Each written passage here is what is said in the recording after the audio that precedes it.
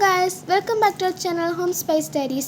இன்னைக்கு நம்ம என்ன பார்க்க போறோம்னா chicken gravy எப்படி செய்யறதுன்னு பார்க்க போறோம். வாங்க வீடியோக்குள்ள போலாம்.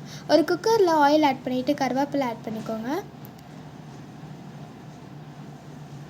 3 சில்லி ஆட் பண்ணிக்கோங்க. 3 வெங்காயம் ஆட் பண்ணிக்கோங்க. salt ஆட் பண்ணிக்கோங்க. அது நல்லா ப்ரௌனிஷாக ஆனதுக்கப்புறம் 2 தக்காளி ஆட் பண்ணிக்கோங்க.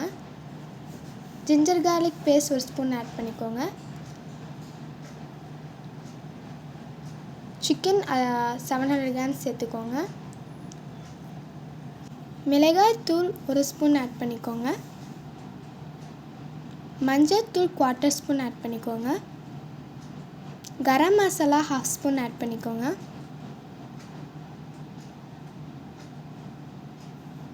கொரியாண்டர் பவுடர் 1 ஸ்பூன் ஆட் பண்ணிக்கோங்க.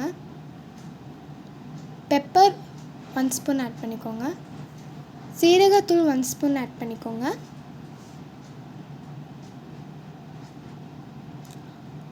குவார்ட்டர் கப் தயிர் ஆட் பண்ணிக்கோங்க.